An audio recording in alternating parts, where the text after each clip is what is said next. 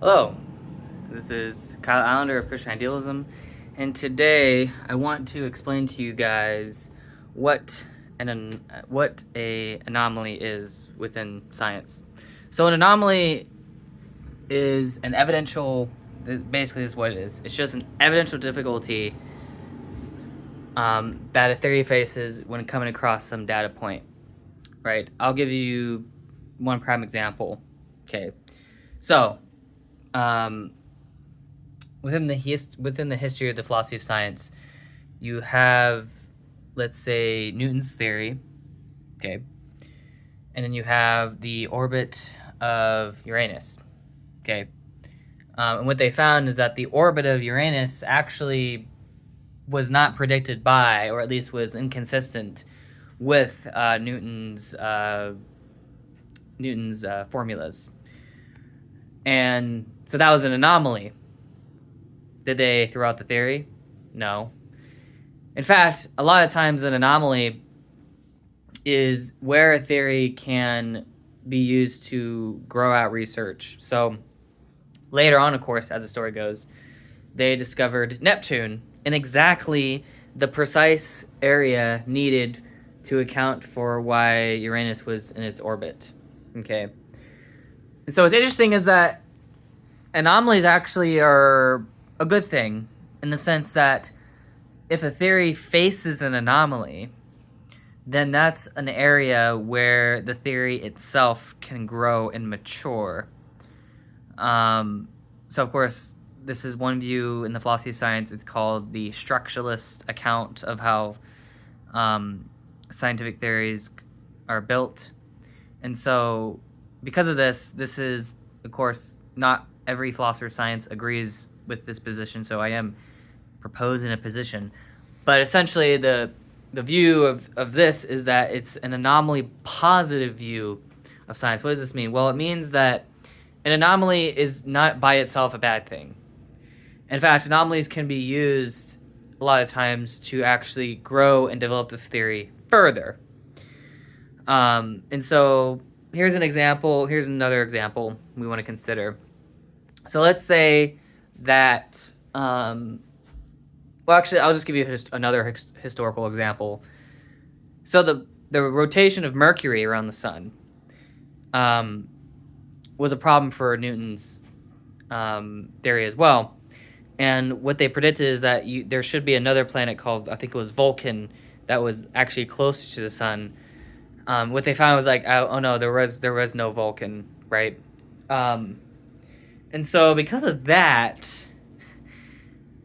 well, that's where like Einstein's theory had to come in and kind of solve the whole issue. Just say that, well, space and time are just one and the same, and then through Einstein's physics, you can explain, all the rotation of the planets, right?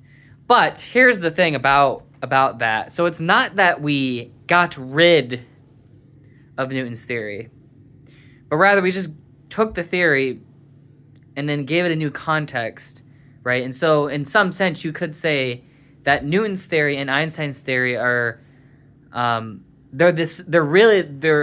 some sense they're the same theory. It's just that Einstein's theory is a more developed version of Newton's theory, and that for historical reasons we just call it, we draw this distinction between Newton's theory and Einstein's theory. But ultimately they're both the same theory in the sense that the structure is the exact same.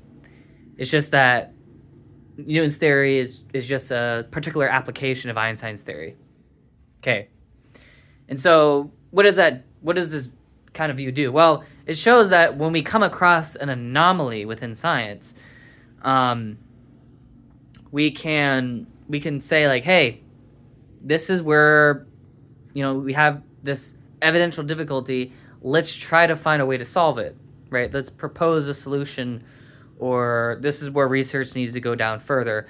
That's an implication of how science is done. What you don't want is what astrologers do, which is they just completely ignore the anomalies and they don't do any further research, right? They don't develop the theory further. I mean, that's why astrology is seen as a pseudoscience, because it's not a theory that you can really build upon to explain the anomalies, but rather you just keep the same thing and then you just ignore any data that comes your way, right?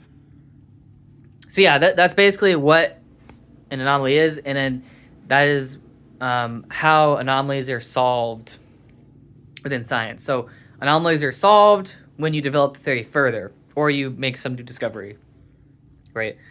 So either you make a new discovery, it's one way to solve the anomaly, or you update your theory to account for the new data, right? And so in the case of Newton's theory and Einstein's theory is just a more developed or generalized version of Newton's theory. So because of that, that's one view in the philosophy of science, and that's my view when it comes to philosophy of science. But yeah, so generally that's what an anomaly is, and that's how scientists deal with anomalies. Anyways, in my next video, I'm going to explain how this applies to specifically theistic theories, but that'll be for another day. Anyways, have a nice day.